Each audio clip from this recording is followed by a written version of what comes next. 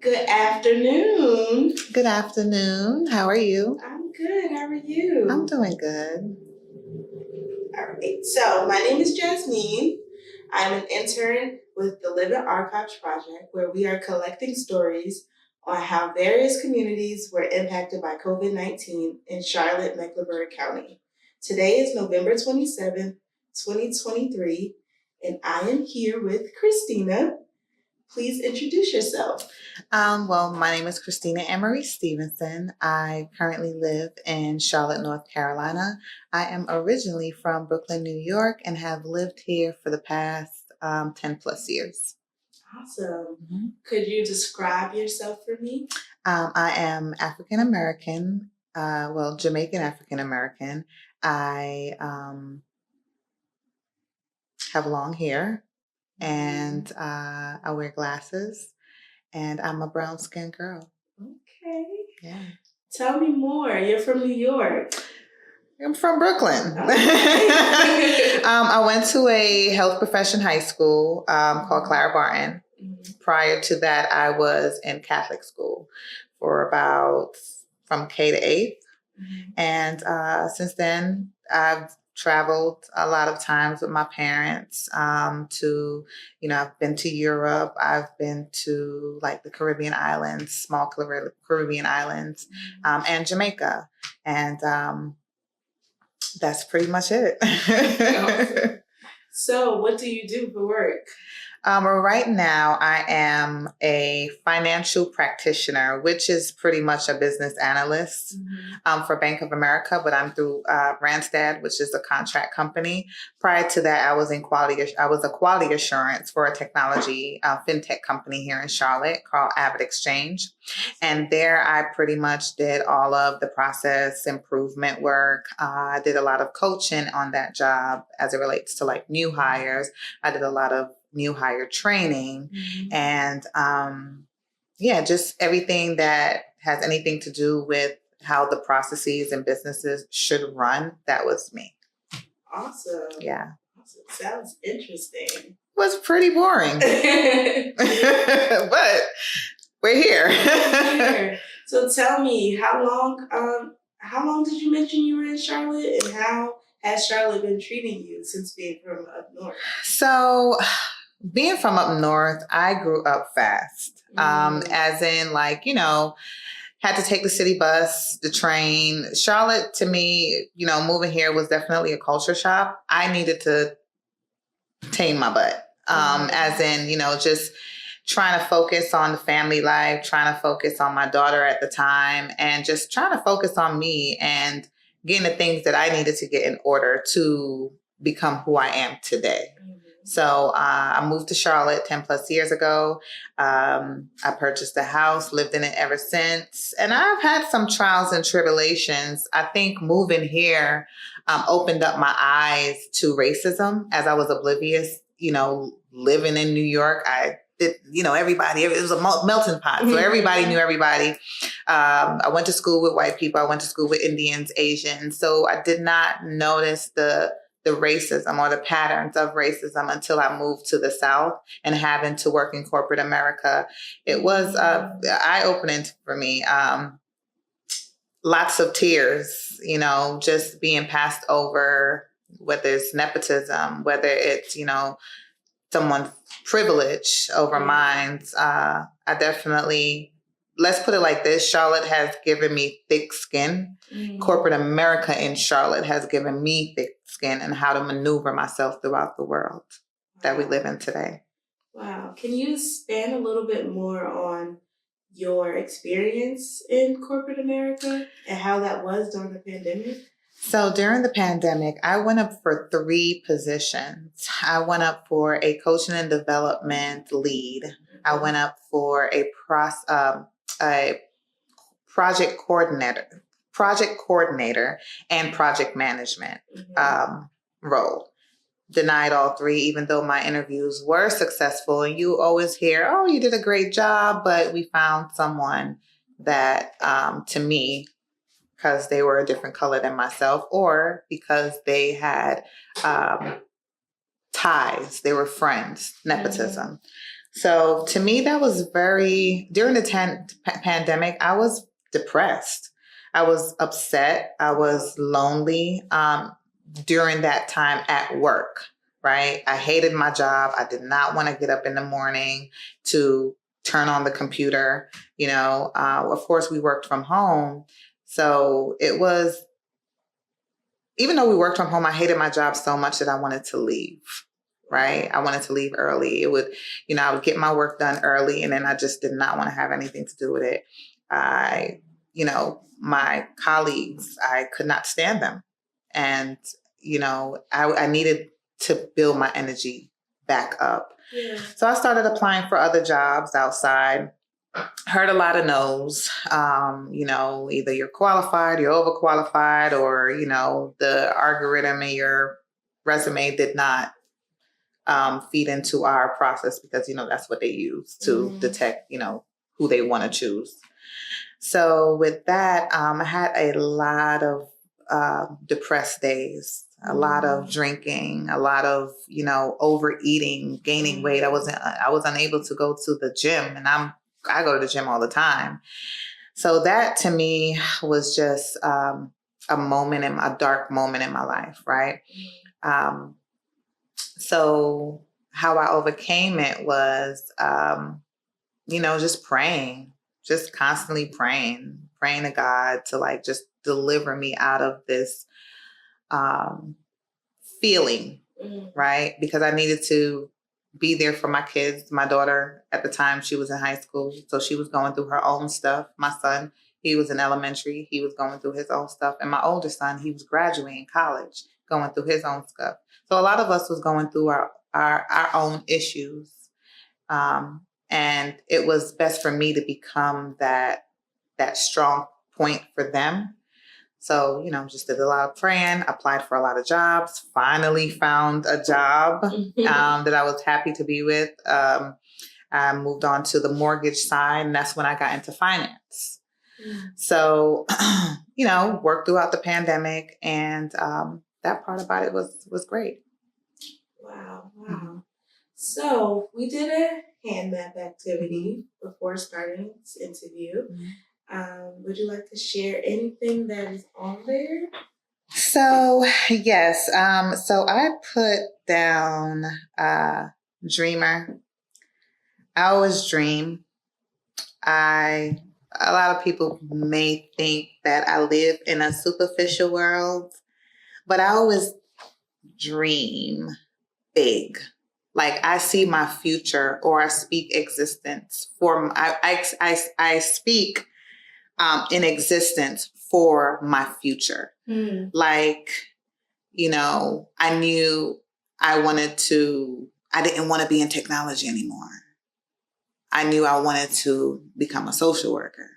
Wow. So I knew something. And this is literally me planning in my head, I'm going to go to school for 2 years. I'm going to do this. I'm going to move out of Charlotte. I'm going to travel the world. So all of that, I've dreamt. The things that I'm doing now, I've dreamt, right? And the other thing was self-love, right? I was going through a transition in my relationship at the time, and the pandemic really opened up my eyes into, I guess not even learning each other, because we've been together for years, over 18, close to 20 years, right? Wow. So we've been together for some time, and we've always been friends. But when it came down to our relationship during that pandemic time, it was, I don't know, we were butting heads. So a lot of insecurities in myself started to pour out. I started to, go into my closet crying constantly. I was planning a wedding. And I had to ask God, should I be doing this? Yeah, he didn't want to end things. Yeah, he didn't want to do whatever, finish. He did not want to get married. But to me, I had to make myself happy. Was it going to be because of people? Was it going to be because he's my kid's father? Or was it because it was for me? When all those did not align up, did not line up to what I envisioned in my head, I knew I had to break myself away from everything. So I started to seek therapy heavy. I was going to therapy at least every week, once a week. And I started loving myself again. I started doing things by myself. I started doing, going on, little small trips by myself. It was a car drive away, I'm going. And that's how I developed that self-love. I started going to movies, taking myself out on dates. I always get my nails and my toes done, but now I'm taking it a step further. I'm going to the massage just for 30 minutes because, right? So I was taking care of me. And then 2, my kids helped me along the way and let me know that, hey, mommy, it's okay. We're fine, because I've never seen you and dad in a situation where we feel harmed or, it's always, you guys are always friends. And that's what we have to this day. Another thing is just perseverance, knowing that I hated my job and wanted to leave my job. I did everything and anything. I went to I would Google interview questions and practice myself because at first I thought it was me that was not, getting the interviews and getting the positions. So when I started doing that and then I landed the job on my first try, I was like, okay, no, it's not me. That's when the self-confidence started to build back up. And I'm like, I am the shiznit, I can do this. So, I started doing a lot of self-reflecting with the help of my family, God. Even though church was basically online, my daughter and I, we had a time where we would go to church. We'd have, we would still go to church on a Sunday. We'd even dress up. We had to make things, happen. Right? Because we were so limited and so isolated. So we would have concerts at home. We would do fire, the fire, what do you call it? Fireplaces, fire pits. So we do s'mores, we play music, we did a lot. I love that. Yeah. I love that. So what are some of the things that you say? I know you mentioned learning self-confidence and building more self-love and all those great things. What is something else that you feel like you gained from the pandemic, whether it be something you wish you never gained or whether it be something that you are super proud of? I gained weight. Okay. Did not want to gain that. But what I did gain was self-confidence. Honestly, I had to build that back up. Imagine being in corporate America as a Black woman and constantly being told no. You had your own peers who were the same color as you telling you that you weren't good enough. So a lot of that for the past 6 years was tarnishing who I see myself as. And I allowed it, right? But the pandemic allowed me to reevaluate who was around me, one, and also checked myself. I am smart. I am brilliant. I can take your job, right? That's what I had to tell myself constantly to get this big act of courage or this, to break the chains of my insecurities. Right. So if I was to take away anything from the pandemic, it would be just building me, reinventing Christina. Wow, that's beautiful. Yes. Yeah. What is something you feel you've lost during that time? I've lost the love of my life. And I lost the family, the white picket fence, the family. I was a family woman, and now, I'm Like, you know, I have my married friends. Now I'm not invited to, you know, places like that anymore. And so that's what I miss the most. And if I am invited, I'll be like the fifth wheel. I'm like my next door neighbor. She's also my best friend, and I'm the godmother of her daughter. And we're sister wives. So her husband is my husband.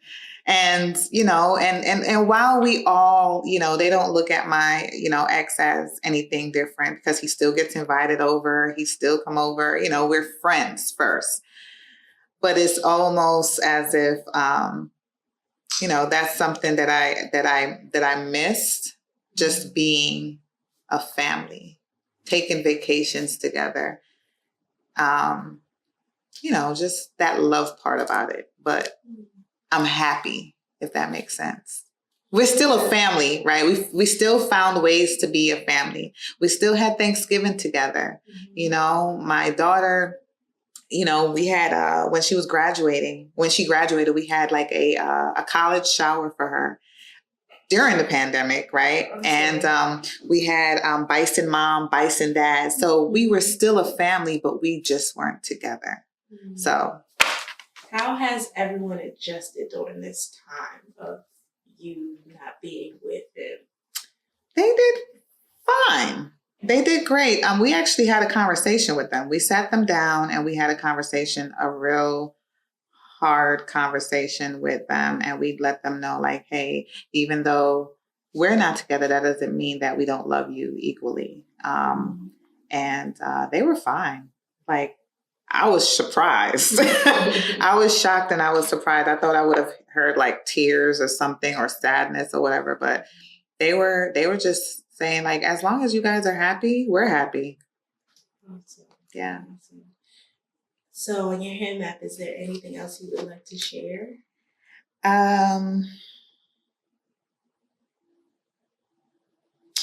Let's see. We talked about self-discovery, resilience. I think that's it.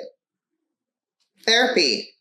That was a big thing for me, but therapy really helped me. Therapy and God and family, they all helped me to see my light. They all contributed in lighting a part of my candle for me to become this 3-wick that you see now. Wow, I love that. Yeah. So are there any other stories you would like to share? Okay, so the pandemic, we had cheaper rates as far as flying. So we enjoyed it, you know. We definitely enjoyed traveling. That's one thing that we did do. We did a lot of traveling. We went to the mountains. We went to Florida. We couldn't fly overseas, but we were able to travel different locations. New York was kind of off limits because it was a lot down there. Yes. Up there, but I was there. yeah. So yeah, it was a lot, and so we went to like the mountains a lot. We went to the beach, Florida. So, you know, in the little, you know, our little location, we definitely traveled a lot. If it was a drive away, we were there. Awesome. Yeah. I love that. So before we go, is there anything you would like to share to someone who is watching this and they're going through another pandemic or another, you know, big virus situation that's happening? If someone was watching this, what would you say to them as an encouragement? It's only for a season and it will pass. As human beings, we already have resilience built in us. It's how we act on it. How do we find it? So sometimes we live in a world where everything around us doesn't allow us to actually sit down and critically analyze us, the most important people. And I think it's very important for people to just sit back, relax the mind, pray, and be motivated, right? So to answer your question, sit back, relax, and do not stress. It's only for a season. You will get out of it. Be motivated. Read books. Read Bibles. Journal your days. Write. My daughter and I did a whole skit during the pandemic. We got creative. Bring on the creativity. The sky. You have. What is it? The sky's the limit. Sky's the limit. You can do whatever you want. Don't let a pandemic cripple you. Now you can probably, get sick. Now you're pretty much crippled, but you can definitely come out of it. Just be safe. Get your vaccines, and pray. Continue to pray, and love on your family, man. Your family is gonna push you through this. Love on them, because tomorrow's not promised. Loving your grandparents, your mom, have your parents tell you stories, cuddle with them.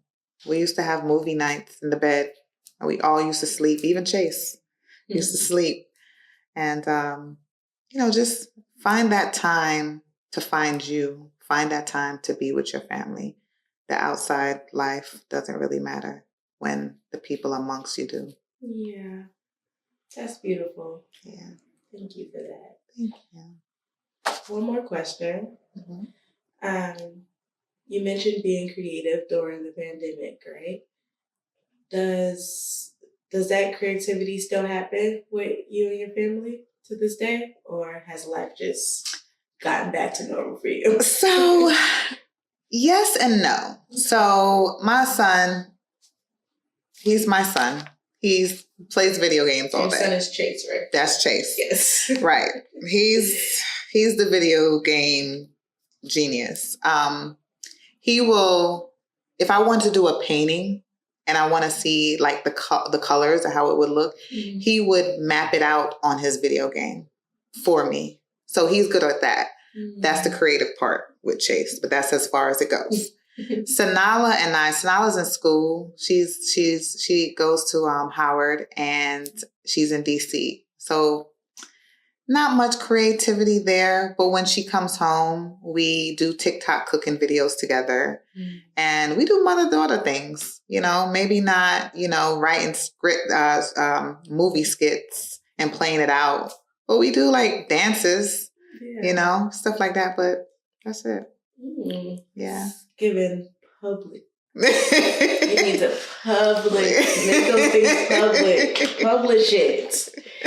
Well, thank you so much, Christina, for sharing your story. Thank you for having me. Yes. Before we go, is there anything else you would like to share? No, I think that's pretty much it. I appreciate you just taking the time out and talking to me. Yeah, thank you.